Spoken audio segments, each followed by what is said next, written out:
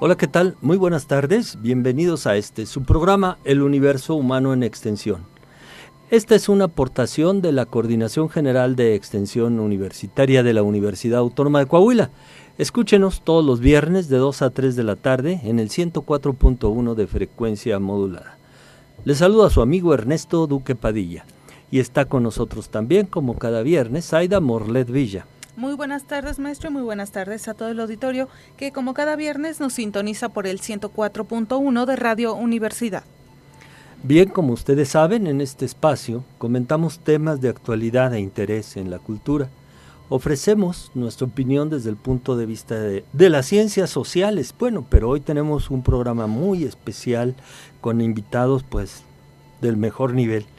Vean ustedes, se acaba de realizar en nuestro país, por primera vez sale de Ginebra, la Plataforma Mundial de Reducción de Riesgo de Desastres, una organización que agrupó por lo menos 7,000 gentes, entre 7 y 9,000 gentes, me decía el secretario particular del Coordinador Nacional de Protección Civil, probablemente de 189 países, la primera vez que sale de Ginebra, Suiza. Este evento, que tiene por objetivo dar seguimiento al marco de Sendai, que es la referencia internacional para la reducción de riesgos, este nuevo tema que es la gestión de la reducción de riesgos, se realizó en Cancún, Quintana Roo.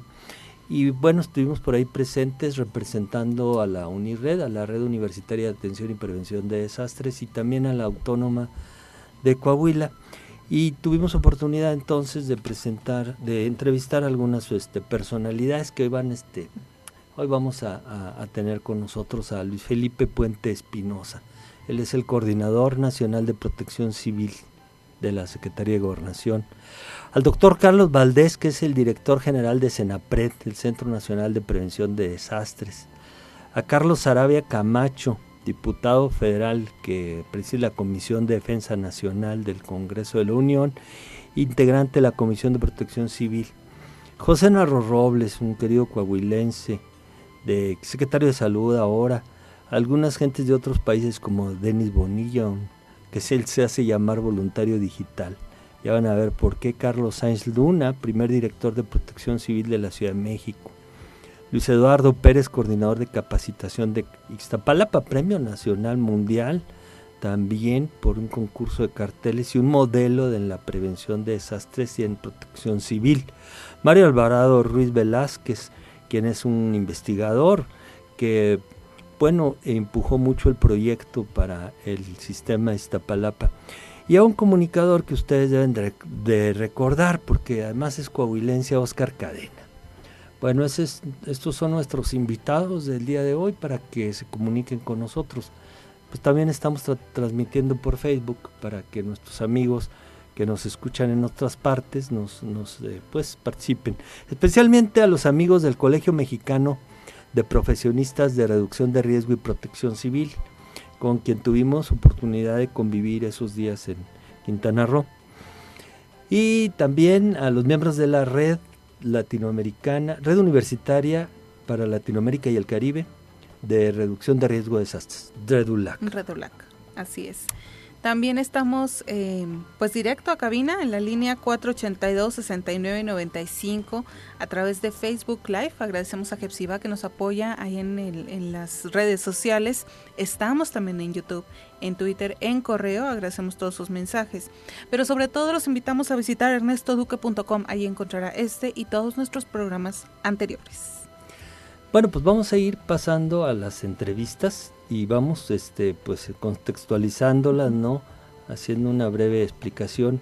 Y inicialmente, para reiterar que se trata pues de esta reunión global, no es correcto decir mundial porque hay países pues que no están en la ONU, pero la tercera conferencia de las Naciones Unidas en Sendai lanzó el marco justamente denominado Sendai, y que se le da seguimiento en el mundo a través de las reuniones en Ginebra, que es la plataforma global. Bueno, salió de México y ahora la recibió nuestro país, no por cualquier cosa, sino porque es un país que tiene un avance importante en este sentido, y de eso nos va a hablar el Coordinador Nacional de Protección Civil, el señor Luis Felipe Puente Espinosa. Lo escuchamos.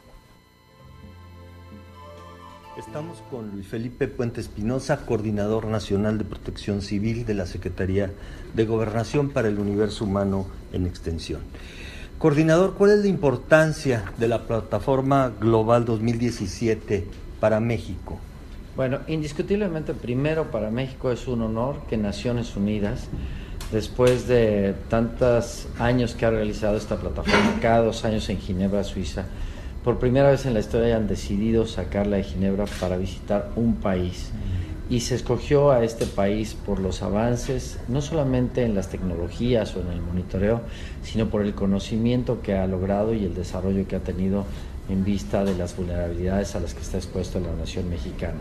Entonces, para México significa primero un gran compromiso no solamente de ser el anfitrión de una plataforma tan importante, sino de coadyuvar con el esfuerzo que otros países están haciendo para de alguna manera abatir las agendas que están todas en el marco de las Naciones Unidas. Una es la Agenda 2030 de Desarrollo Sostenible, la otra es la de Cambio Climático, que es muy importante por los efectos de gas invernadero, y la última es la reducción del riesgo de desastres. Todas estas agendas como fin y objetivo tienen la mejora de la calidad de vida de la gente y el menor riesgo frente a la posibilidad de pérdida de vidas y de pérdidas de infraestructura.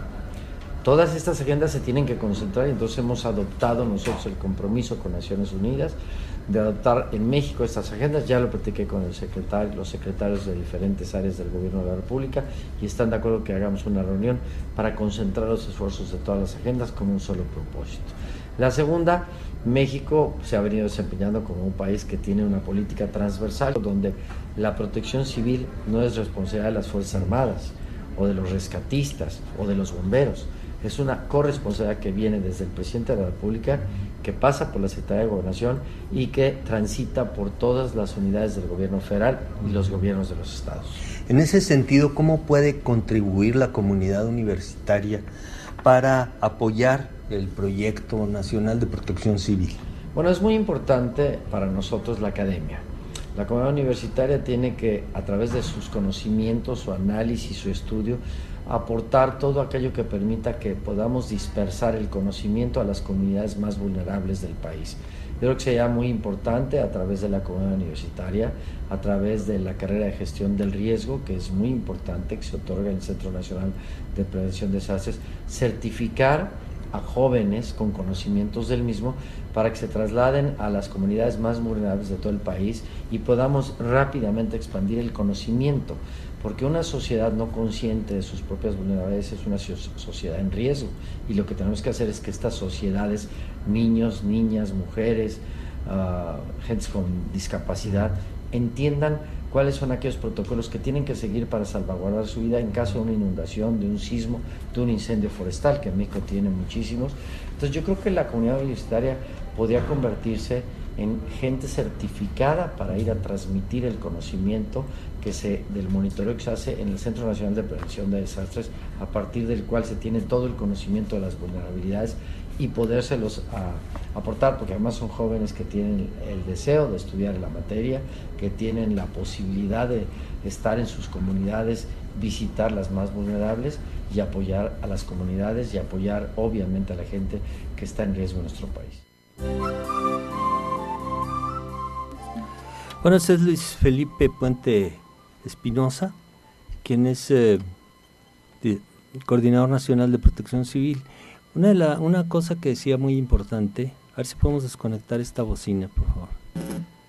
Una de las cosas que decía muy importante es que el marco de Sendai establece el compromiso no solamente de los gobiernos, sino de toda la sociedad en su conjunto. Eso es lo que nos tiene ahí a la UNIRED, tiene a las universidades, tiene a la sociedad civil. ¿Cuál es el objetivo? La reducción de pérdida de vidas humanas. 2, la reducción de daños a las familias. 3, la reducción de riesgos. 4, la reducción de nuevo, que se presenten menos riesgos. Y así una serie de objetivos, pero para los cuales el proyecto es incluyente, o sea, se trata de que la sociedad participe Se trata también de establecer alianzas internacionales y compromisos. Vamos a escuchar ahora al director general de CENAPRED, del Centro Nacional de Prevención de Desastres, al doctor Carlos Valdés, quien, bueno, tiene a su cargo justamente la aplicación de este sistema de prevención. Doctor, ¿cuál es la aportación de CENAPRED a este marco global? Bueno, el CENAPRED, como lo dice su nombre, el Centro Nacional de Prevención de Desastres, se enfoca en el carácter preventivo. Queremos pasar de ser una sociedad reactiva ante estos grandes fenómenos y estos retos a ser una sociedad prevenida para tener que atender menos emergencias, menos desastres. Y ese es el enfoque. Aquí se ha estado hablando mucho de sistemas de alerta temprano. Es fácil decirlo, cómo implementarlo, cómo concientizar a la gente de que algo puede ocurrir. Aquí estamos en un lugar paradisíaco, estamos en Cancún, está la playa, está el sol, y la gente aquí, si le preguntamos si sabe a qué fenómeno está expuesto, probablemente no lo sabrían. Aquí los ciclones tropicales, los huracanes han tenido situaciones muy complicadas. Una pregunta sería: ¿a qué altura estamos ubicados aquí sobre el nivel medio del mar y a qué distancia está el mar? Entonces todo esto no es para que nos preocupemos y nos salgamos de este lugar, pero para tener conciencia muy rápidamente. Voy a un lugar en donde esto puede suceder. Entonces, ¿cómo llegar a ese aspecto? ¿Cómo cambiar a un país tan grande, tan diverso culturalmente, con tantas lenguas indígenas nacionales? Será un tema que abordaremos ahorita, para llegar directamente a ellos. En el volcán Popocatépetl el año pasado se hizo un nuevo mapa de peligros del volcán. Se hizo en español y se hizo una copia en náhuatl, porque resulta que hay 5 millones de habitantes alrededor del volcán que hablan náhuatl. Entonces, si no consideramos que tenemos que llegar a ellos a través de los medios necesarios de su propia lengua, pues no estaremos mandando un mensaje adecuado. Asumimos también, esta entrevista la estamos llevando a cabo con un teléfono inteligente, pero no todo el mundo tiene uno. Hay otra gente que no tiene estos recursos y necesitamos entonces adecuar los mensajes y la capacitación. Bueno, ahí estábamos en el auditorio, pues donde hay más participación. Estaba por dar inicio la ceremonia inaugural. Escucharon ahí la voz ambiental, el sonido del ambiente. Ambiental, ¿no? Así es, de toda la gente, de las más de 9,000 personas que se dieron cita. Y algo muy importante que comenta el doctor Carlos Valdés, director general del CENAPRED, es formar a la sociedad para que esté prevenida antes que impartir cursos para actuar. En ese sentido también, pues vale mucho la pena estos manuales que se están editando en lenguas indígenas. Eso nos habla de una preparación que también es incluyente. O sea, pues el próximo paso es que sean para invidentes, por ejemplo, que también lo puedan en braille, y entonces, o en otros idiomas también. Y eso nos habla pues de una institución que está preocupada por incluir a todos los miembros de la sociedad. Es que no basta, no es suficiente con los protocolos de alerta temprana, que por cierto son a final de cuentas medidas reactivas de última hora, coyunturales les llamamos nosotros.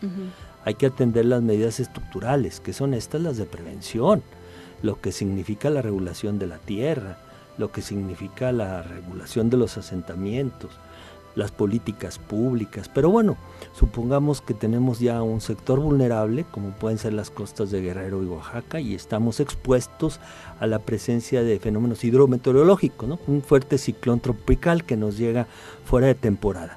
Y entonces lo que tenemos que hacer es que las personas estén preparadas, no solamente porque tengamos el sistema de alerta, eso es suficiente, se requiere que la comunidad lo atienda y lo entienda. Yo conocí a una de las personas, de las investigadoras en una universidad de Estados Unidos, que hacía investigación sobre el tema de percepción y cultura. Y entonces, bueno, para algunas comunidades sus creencias religiosas están vinculadas con la tierra, y su percepción de la tierra y de los fenómenos naturales es distinta. Nosotros vemos una amenaza como es un ciclón como algo sobrenatural de lo que hay que protegernos. Ellos no. Entonces tenemos que trabajar eso, y como decía el doctor Carlos Valdés, también en otras lenguas, ¿no? Y bueno, aparte, pues crear comunidades resilientes, y esto es que los mismos grupos vulnerables tengan su organización preventiva y de alerta. Exactamente, y en ese sentido de la apropiación también, que de las campañas de identificación y apropiación que se puedan realizar entre todos los grupos sociales, puesto que pudiera decirnos una comunidad, no, pues es que a nosotros eso no nos afecta, o aquí nunca ha pasado nada, entonces ¿para qué leemos ese manual o para qué hacemos comunidad resiliente si aquí nunca va a pasar nada, ¿no? Entonces como que desde esa percepción, pues trabajar y en ese sentido hacer que la gente se apropie de estos conocimientos para poder prevenir algún tipo de desastre. Bueno, ya escuchamos las palabras de Luis Felipe Puente, escuchamos también las del director de Senapred, Carlos Valdés. Vamos a escuchar ahora la posición del Congreso de la Unión, con un representante, no es toda la comisión en su conjunto, pero vamos incluso a otro punto de vista, porque el doctor Valdés nos hablaba de las comunidades que tienen otra lengua, y obviamente pues estamos hablando de sectores que no cuentan con smartphone, que no tienen la tecnología digital a la que tenemos acceso en las ciudades. Vamos entonces, pero ahora sí, a hablar de aquellos que sí tienen acceso en las ciudades y en los edificios, donde hay un gran desarrollo. Vamos a escuchar a Carlos Saravia Camacho, conocido como el Capi Saravia. Él es diputado federal, tiene la Comisión de Defensa Nacional y es integrante de la Comisión de Protección Civil y también de la Comisión de Gobernación. Vamos a ver qué llevó a la cumbre de Cancún el Congreso de la Unión. Escuchemos. ¿Qué viene a aportar a esta cumbre mundial el Congreso mexicano? 3 iniciativas aprobadas. Una de ellas, que es la más importante, es el tema de la innovación tecnológica. Para entender un poquito esto, quiere decir que ahora vamos a hacer nosotros, vamos a echar mano de la tecnología en el tema de protección civil. Un ejemplo, ahora tu programa de protección civil ya no es un programa simple de protección civil, ya es un programa de protección interno de protección civil virtual. ¿Qué quiere decir esto? Bueno, quiere decir que con el simple hecho de tomar un celular, una pantalla, en 3-5 minutos te vas a dar cuenta cómo está el programa interno de protección civil de cualquier instalación, hotel, edificio de gobierno, edificio de cualquier área administrativa. Entonces, con eso nos va a dar a nosotros la oportunidad de poder conocer ese programa en tan poquito tiempo.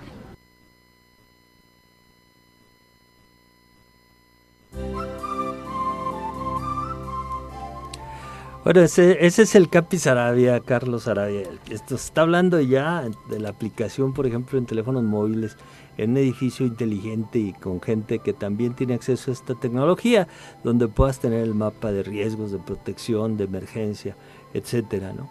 Y bueno, también en esto cuenta mucho la opinión del sector salud. Estuvo también con nosotros allá en Cancún José Narro Robles, coahuilense, quien quiere mucho nuestro estado, que nos manda afectuosos saludos y que nos habla de la importancia del sector educativo, porque a final de cuentas el interés de nosotros es cómo participamos los universitarios en estos proyectos internacionales.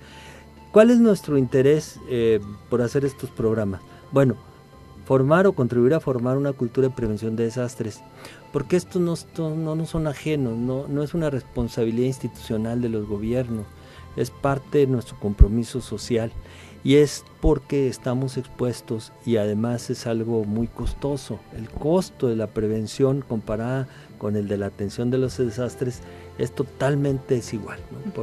Se calcula que hasta 8 veces mayor el gasto que se hace. Entonces hay que incentivar mucho a nivel mundial, ¿verdad? Las iniciativas de prevención. Por eso realizamos aquí un seminario los días que era 11 y 12 de mayo, acá en la ciudad de Saltillo sobre este tema. Y vamos a seguir con eso insistiendo. ¿Le parece si escuchamos al doctor José Narro Robles? Él al secretario de Salud coahuilense y pues bueno, es encargado en ese sentido también de las políticas que tienen que ver con la atención, sobre todo en caso de algún tipo de emergencia o de desastre. Vamos a escuchar lo que nos comenta el doctor José Narro Robles. Bueno, La verdad es que en las universidades, particularmente en las públicas, particularmente en universidades tan destacadas como la Autónoma de Coahuila, lo que tienen esas instituciones de educación superior es el conocimiento. Y no hay forma de prevenir, de anticipar o de actuar en un momento de importancia por un fenómeno meteorológico, por un desastre natural o por algún problema generado por el ser humano, que tener conocimiento. Para prevenir se necesita saber, para actuar se necesita saber, para resolver se necesita saber. Lo más importante que tienen las universidades, y por eso felicito a esta red universitaria, es el conocimiento. Hay que seguir adelante. Y para actuar se necesita saber. Bueno, esa es la responsabilidad que tenemos en las universidades. Y esto es saber, no solamente es conocimiento. La información actualmente es accesible a la mayor parte de la población. La sabiduría es de muy pocos. Y el saber es saber hacer. Y en este sentido no significa ocurrencias, sino protocolos. Miren, la experiencia que hay a nivel internacional, y es muy grande. Existió antes del marco de Sendai el protocolo de Hyogo. Y este nos arrojó un resultado de 10 años de investigación, de trabajo, de políticas públicas, donde demostraba que no se había reducido el número de víctimas por desastres. Entonces se replantearon las cosas en Sendai y bueno, se orientaron la política mucho más a la prevención. Y es cuando aparece, por un lado, se amplía el alcance de lo que serían los desastres, y aparecen ya fenómenos no solamente geológicos, hidrometeorológicos, sino también químicos y todos aquellos que tienen que ver con el hombre.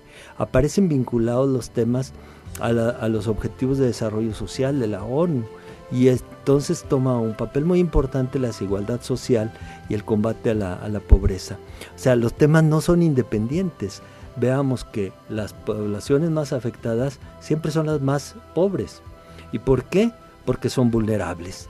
Aquí ya lo hemos dicho, hay una fórmula muy sencilla que tiene que ver con el riesgo. El riesgo es igual al peligro más la vulnerabilidad. Fíjense ustedes, el peligro es lo que representa un fenómeno llamado natural, ¿no? Lo que sería la erupción de un volcán, un sismo, terremoto, un tsunami, lo que pudiera ser un huracán. Ese es un fenómeno peligroso.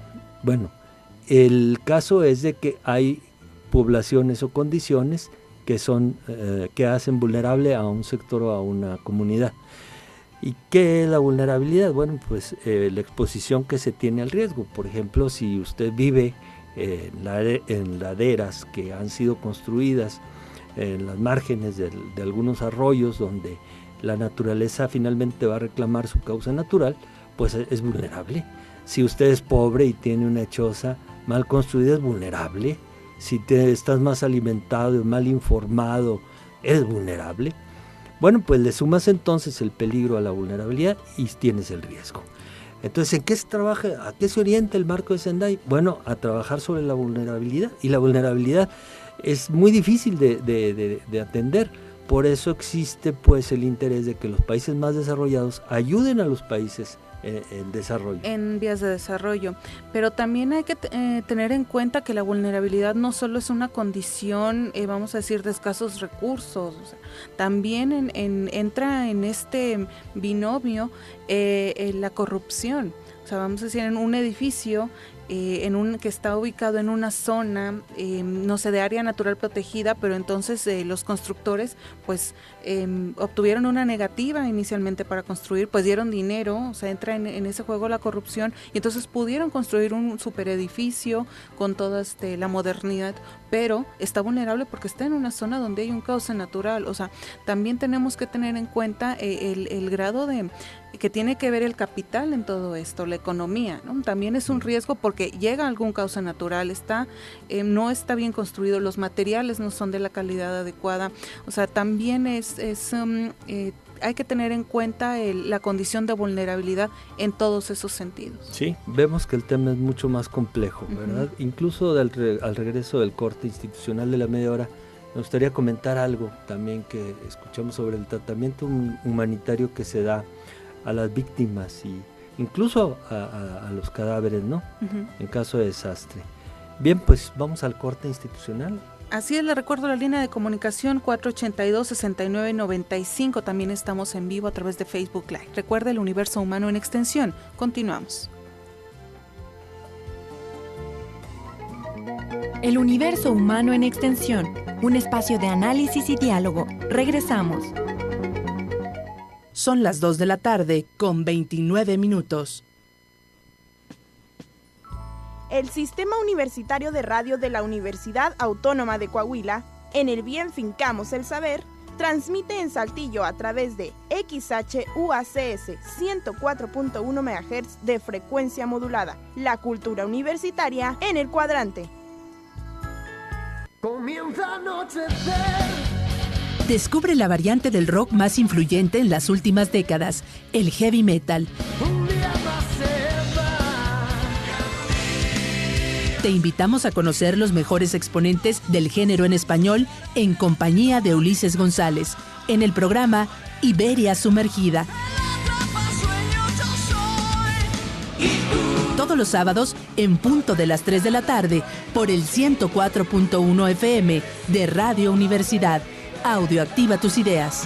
Yo nunca podría vivir. Ladies and gentlemen, The Beatles.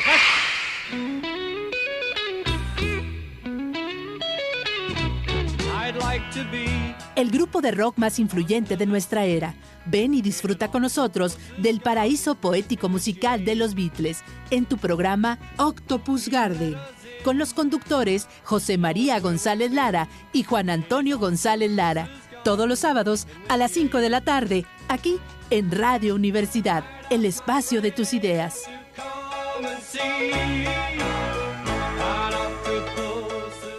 Habla Andrés Manuel López Obrador, presidente nacional de Morena. Es claro que no todos somos iguales. Ahora con lo del gasolinazo, los legisladores de Morena fueron los únicos que no votaron por los aumentos en los precios de los energéticos. También está quedando de manifiesto que los de la mafia del poder no quieren dejar de robar, no tienen llenadera. Por eso tenemos que unirnos, sin distinción de partidos. Tenemos que buscar la unidad. Vamos a lograr entre todos el renacimiento de México. Morena, la esperanza de México. Cada sábado tormentoso, a la 1 de la tarde, aparece en tu camino el cruce de las vías que te llevará a tu destino. Estación Blues. Vibra al compás del Mississippi. Y recuerda, la Estación Blues está en la vía de Radio Universidad.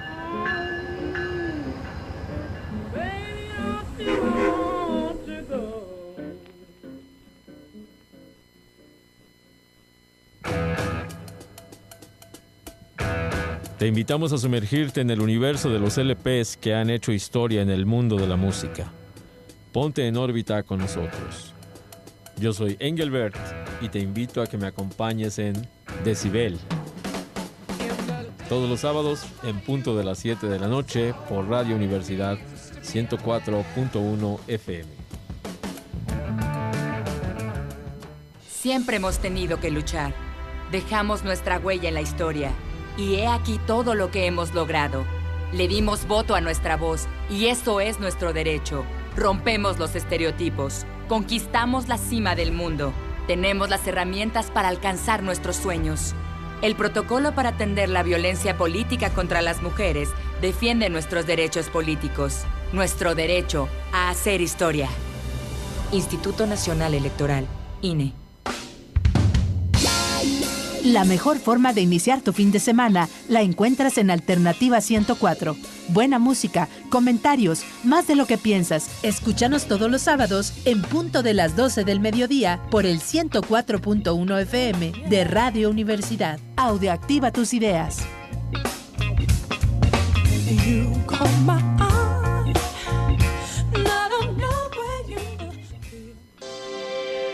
Radio Universidad te conecta con la información relevante.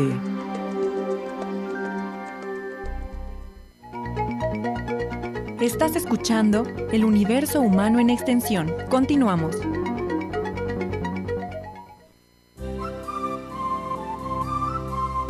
RRD. Bien, ya regresamos, estamos en el universo humano en extensión, estamos hablando de reducción de riesgo de desastres porque asistimos recientemente a la plataforma mundial o global de reducción de riesgo de desastres que se llevó a cabo en la ciudad de Cancún. Por primera vez sale de Ginebra este importante evento que reunió más de 7,000 gentes de 189 países y es el seguimiento del marco de Sendai para la reducción de riesgo. En el mismo evento se inauguró, no se puede decir que se inauguró, pero hay un evento protocolario con el inicio de la temporada de lluvias y huracanes. Ahorita también me gustaría comentar eso. Entonces estos dos eventos se realizaron en el marco de la Organización de las Naciones Unidas. Incluso hay un protocolo muy interesante ahí porque en este caso el presidente no estaba en esa ceremonia, sino sí en la inauguración, pero el general secretario de las Fuerzas Armadas, si es correcto decir así, de la Sedena, entrega la bandera de México a la ONU y aquello se vuelve un territorio internacional. Y ustedes ven muy curioso porque ya no aparecen nuestros guardias, nuestro ejército, sino una policía internacional. Y bueno, escuchamos ya la entrevista con Luis Francisco Puente, quien es el Coordinador Nacional de Protección Civil, con Carlos Valdés, con el doctor Carlos Valdés, el director de Senapred, con Carlos Sarabia Camacho, de alguna manera representando al Congreso de la Unión, y el doctor José Narro Robles. Vamos a tener otras entrevistas que ya hemos anunciado, pero me gustaría comentar también de esta ceremonia del inicio de lluvias y huracanes. Se hace anualmente. En esta ocasión se aprovechó el marco pues para hacer este anuncio. ¿Qué nos dijo el director de CONAGUA? Pues nos dijo que el año 2006 fue en todo el mundo el año más caliente, ¿no?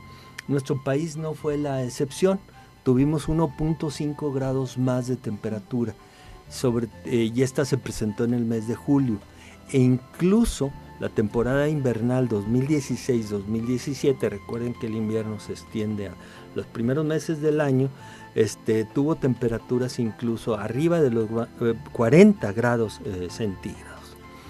Les comento cuál es el anuncio de los ciclones tropicales para 2007.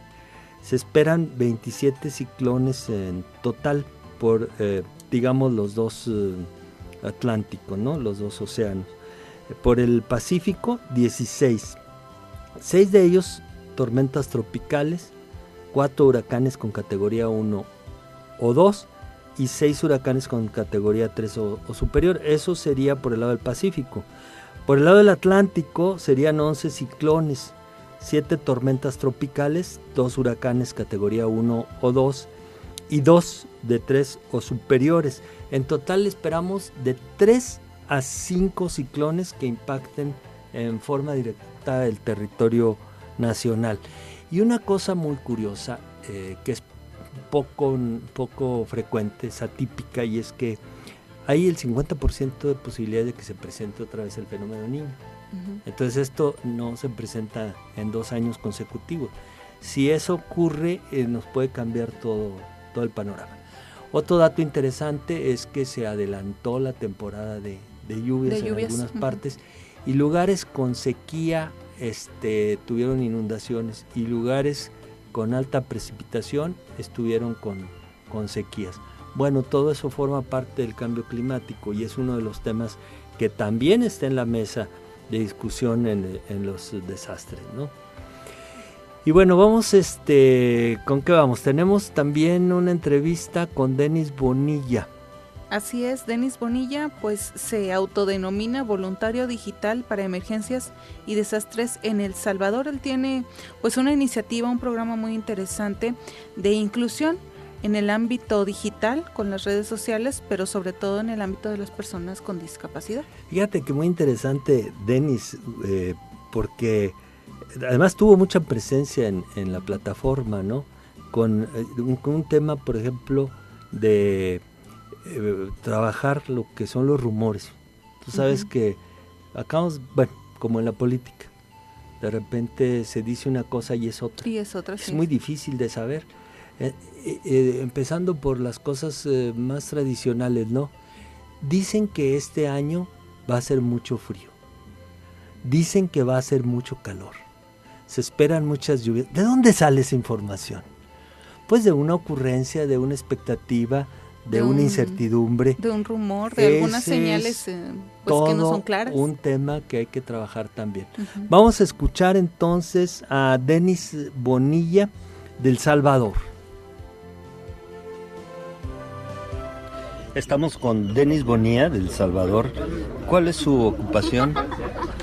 Soy el voluntario digital para emergencias y desastres. Actualmente estoy como el director.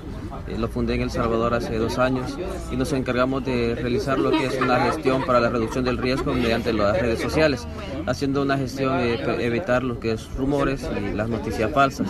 Además estamos trabajando en cumplimiento del marco de Sendai para tratar de prevenir tratar de hacer los 7 objetivos, pero del compromiso a la acción, así como lo está viendo ahora México. Objetivo número 1, evitar más pérdidas humanas y evitar más personas afectadas durante emergencias o desastres. Con personas especiales, diferentes. Así es, estamos trabajando en este caso, es un voluntario inclusivo, en el cual cualquier persona con discapacidad puede trabajar desde su casa, puede hacer infografías preventivas para poder ayudar a la población y llevar el mensaje de prevención.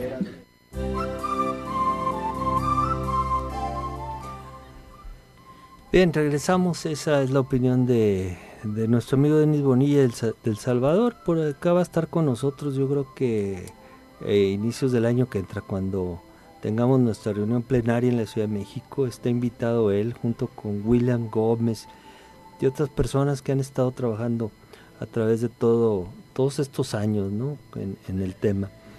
Tenemos otras entrevistas, como es la de Carlos Sainz Luna. Ahorita les digo un poco más de datos sobre él. Pero lo interesante de estas entrevistas que vienen a continuación es que vamos a escuchar cómo se ha avanzado en algunos proyectos en México. O sea, podríamos haber venido aquí a dar la teoría y ejemplos en otras partes del mundo, pero también tenemos grandes avances con modelos nacionales. Por eso yo mencionaba el caso de Iztapalapa, donde tienen un buen sistema de alerta temprana, y vamos a ver con la gente que ha pasado, digamos, desde el sismo de la Ciudad de México, desde el 85, y luego las explosiones de Guadalajara, cómo esta experiencia se ha venido utilizando, ¿no? Entonces vamos a escuchar a Carlos Sainz Luna. Él fue el primer director de Protección Civil en la Ciudad de México y coordinador de salvaguarda en instituciones privadas. Fíjense ustedes lo que es eso de salvaguarda en instituciones privadas. Ustedes hacen un meeting, ustedes hacen un evento, ustedes reúnen un estadio, y eso requiere un sistema muy especializado de protección civil. Y hay poca gente en el mundo que le entiende. Él es uno de ellos.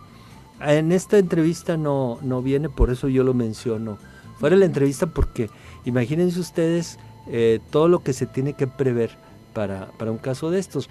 Recuerden ustedes en Sevilla, en aquella ocasión, que era en Semana Santa, ¿no? La procesión del silencio, cuando una persona de repente se mueve, se alarma, todos creen que sacó un cuchillo, no se sabe qué pasó, empiezan a correr y hubo muertos.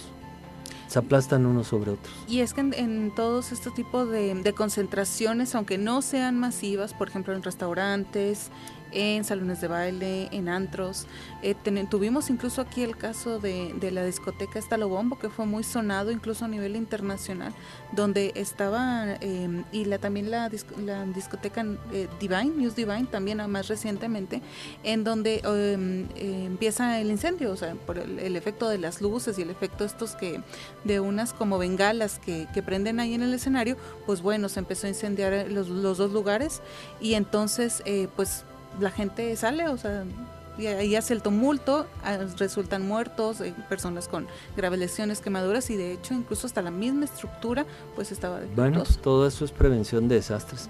Escuchamos entonces, si les parece, al doctor Carlos Sainz Luna.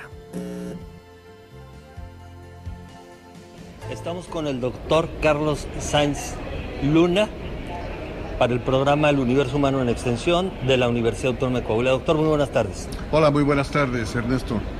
Coméntame cuál ha sido tu recorrido en este tema de la reducción de desastres. Bueno, también es una larga trayectoria. Empezamos en la Protección Civil en el año de 1990, en el gobierno de la ciudad y sobre todo después del tema que se genera en Guadalajara de explosiones por hidrocarburos, no nada que ver con guachicoleros de los de ahora, aparentemente. Y después estuvimos ahí, trascendimos 8 años en ese cargo como director, fui el primer director general de Protección Civil de la Ciudad de México. Después pasé a la iniciativa privada como director corporativo de seguridad y salvaguarda de uno de los corporativos más importantes en materia de eventos masivos, pero hasta este momento muy gratificante. Estamos viendo cómo con la participación social estamos generando lo que se llama resiliencia, sumando herramientas tecnológicas que está poniendo la sociedad en su conjunto, la está empoderando y se están resolviendo problemas. Y un claro caso de ello es el ejemplo del sistema de alertamiento temprano que se puso en la delegación Iztapalapa.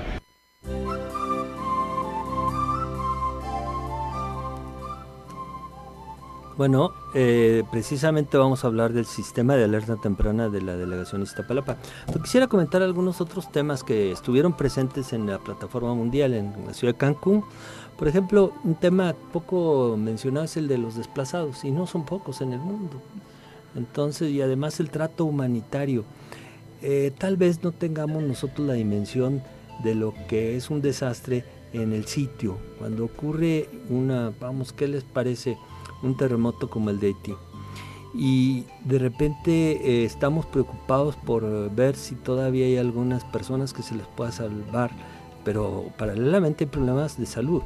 Por ejemplo, ha sido muy criticado cómo se hizo el manejo de los cadáveres. Si hay cientos de miles a veces de cuerpos humanos que prácticamente se recogen con palas, con maquinaria y no completos, y partes. Y la cuestión humanitaria que tiene que ver con la identificación, con la ubicación de los familiares, con las noticias, pues todo un tema. Luego viene la coordinación interinstitucional, y eso todos los temas que tiene un gran desafío. ¿Quién coordina el operativo? El operativo de valoración, el operativo que requiere la atención a víctimas, de salvar otras víctimas, el operativo de coordinación de las despensas y las ayudas humanitarias que llegan.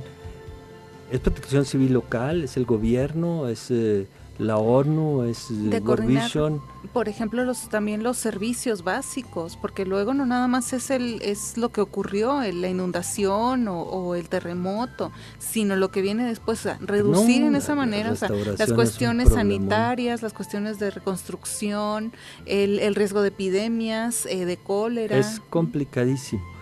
Y bueno, uno de los temas en los que podemos avanzar mucho es en la situación de crisis. Mira, lo he escuchado, no es porque yo sea psicólogo, sino porque aquí lo dijo Wilson Gómez, que es un psicólogo bombero, y lo dijeron en esta ocasión en la plataforma. La cuestión de crisis es poco atendida en psicología, en medicina, y ha habido esfuerzos muy interesantes. Por ejemplo, establecen algunos campamentos donde empiezan a trabajar con los niños y con las familias. ¿Quién les da la noticia a una persona que perdió su vivienda, que perdió sus familiares? ¿Cómo se hace el manejo psicosocial en ese momento de las víctimas? En todo eso se requiere una gran especialización. Sobre todo de los menores, que pierden a familiares, que no encuentran, que es una situación también emocional la que se tiene que trabajar. No entienden, si los adultos en ocasiones es muy difícil que comprendan el grado, la dimensión, ahora pues mucho más los niños. Sí, y entonces implican ahí dinámicas, atención. En Nepal le hicieron un desplazamiento de 100,000 personas. ¿Hace cuántos años? 4 o 5 años. Apenas 5 años. Bueno, pues todavía hay 100,000 personas desplazadas. O sea, no es poca cosa. Entonces no se trata del instante solamente del desastre. ¿Qué pasa con la recuperación? Por eso se habla de comunidades resilientes. Ese es el tema ahora en el marco de Sendai, de que la población pueda resistir, no resultar afectada o recuperarse rápidamente o la menor cantidad de pérdidas que tenga. Bueno, vamos a escuchar a continuación a quién. Vamos a escuchar ahora. Tenemos al ingeniero Luis Eduardo Pérez. Él es el coordinador de capacitación en Iztapalapa. Precisamente tienen ahí las cuestiones de movilización. Ellos tienen muchos eventos, tienen este famoso Via Crucis a nivel internacional ahí en Iztapalapa.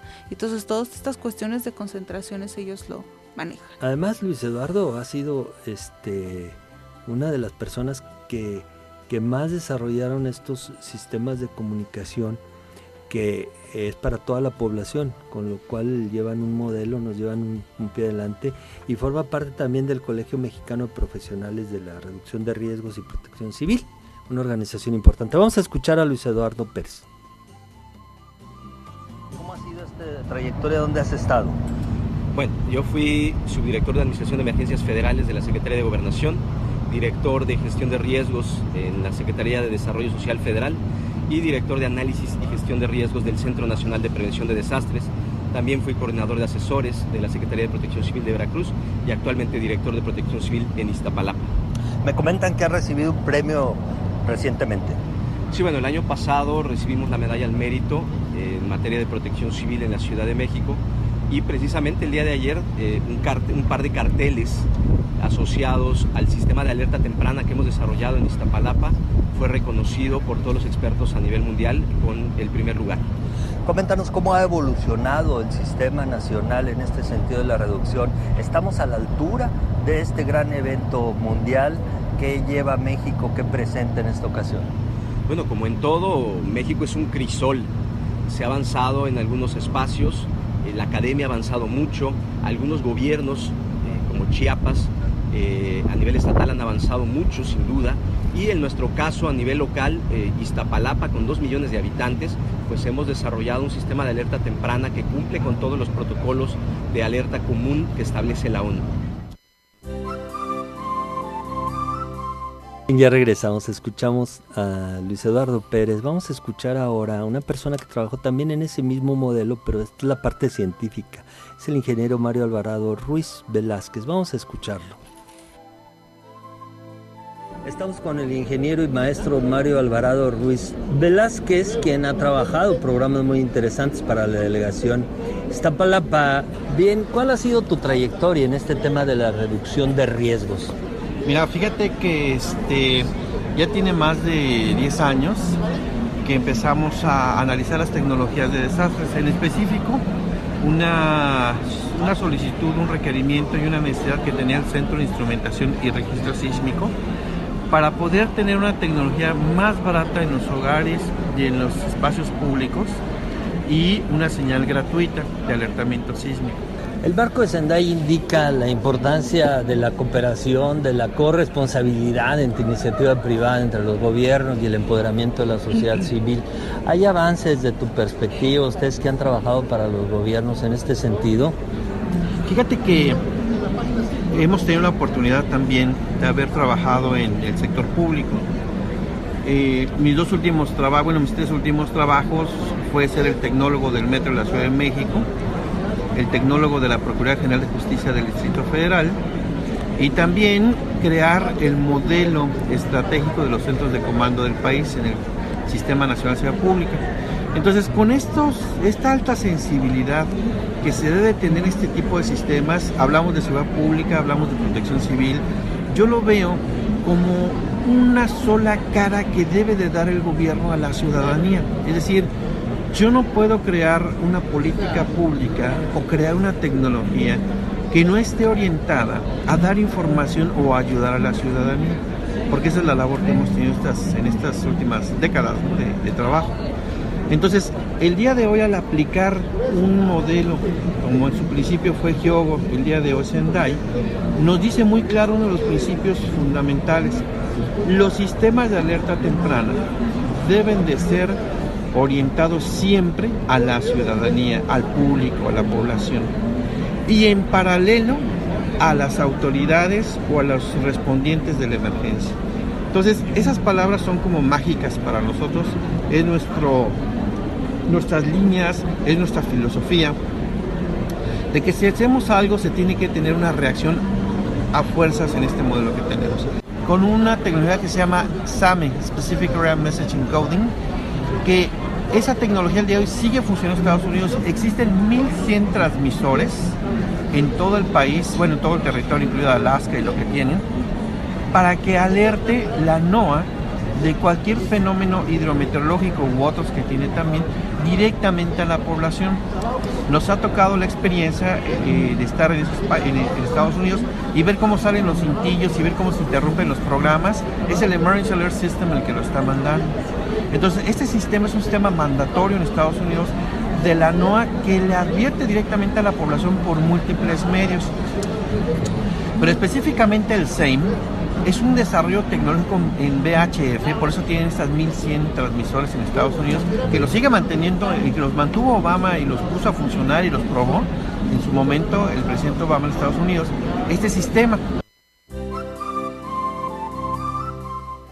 Bueno, esa es la tecnología, pero fíjense ustedes qué interesante, no solamente para las personas que tienen acceso a la misma, sino que la tecnología es servicio de todos, porque ese es el propósito, pues, hacer más resiliente la población vulnerable. No nos queremos despedir sin pasar también la entrevista de otro coahuilense, pues muy querido, muy conocido en nuestro estado, que es Óscar Cadena, quien ya tiene tiempo viviendo por allá. Y ustedes lo pueden ver en las redes sociales, él tiene todavía mucha presencia en los medios. Así es. Ha sido un analista crítico de los medios de comunicación y de la sociedad. Si les parece, escuchamos la opinión de Óscar Cadena. ¿Qué lo trae por aquí en esta plataforma? Además, por eso estamos con... Vivo en Quintana Roo, vivo en Cancún desde hace 19 años. Y pues todo lo que es huracanes, lluvias, ciclones, nos corresponde. Y aparte, si estás hablando de desastres, estás hablando de un evento de esta naturaleza, como medio de comunicación no puedo dejar de estar. Hemos tenido una alerta importante para que estemos preparados. Aquí en Quintana Roo estamos preparados perfectamente. Aquí vino Vilma, un huracán de los más potentes que ha habido, y no hubo ni un muerto ni un herido porque estábamos preparados. Yo creo que aquí, como el huracán no tiene palabra, pero lo podemos ver venir, no sabemos de qué dimensión viene porque se puede acelerar en 15 horas, a 30 kilómetros de aquí cambia, pero no tenemos problema por la preparación, estamos con los sistemas de aviso, con la prevención, y todas las autoridades se ponen las pilas, también la sociedad civil. Bueno, sí es cierto y no. En realidad parece que sí están preparados, pero porque ya hay una infraestructura preventiva muy importante, pero nos dimos cuenta de una cosa muy interesante cuando andamos por la ciudad. Le preguntamos a la gente y no sabía que ahí se celebraba esa cumbre internacional.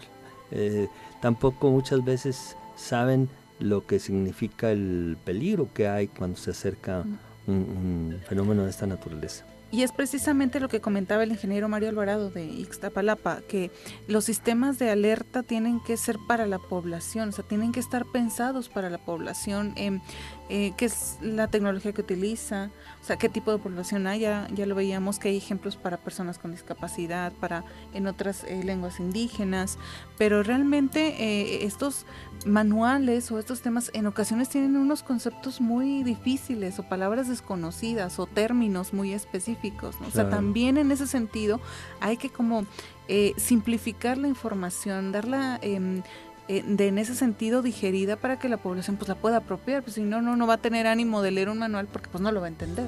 Fíjate lo que está haciendo el ingeniero Mario Alvarado Ruiz. Están trabajando con este modelo que explicó que se aplica en Estados Unidos. Una cintilla interrumpe la transmisión, pero lo están haciendo popular porque el pueblo, la gente por lo menos tiene acceso, la mayoría, al radio. O sea, no tienes un smartphone probablemente, quizás no tengas televisión o acceso a la televisión por cable, porque la televisión aérea cada vez es más escasa, pero desarrollan un sistema en que el radio se enciende, la televisión se enciende y aparece la noticia de que se aproxima un huracán o que se acaba de dar la alerta sísmica, ¿no?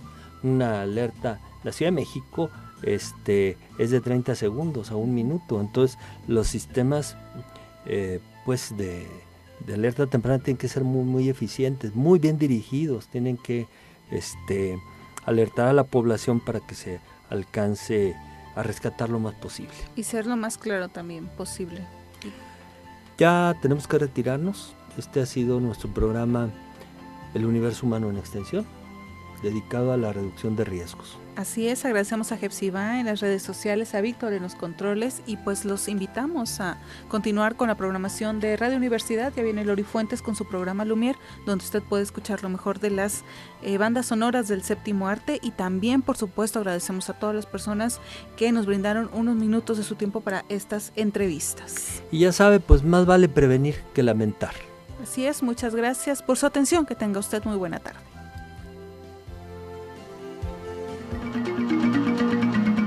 El Universo Humano en Extensión, una contribución de la Coordinación General de Extensión Universitaria de la Universidad Autónoma de Coahuila.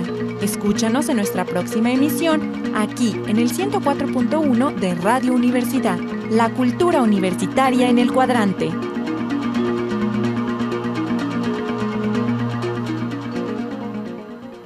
Son las 2 de la tarde con 59 minutos.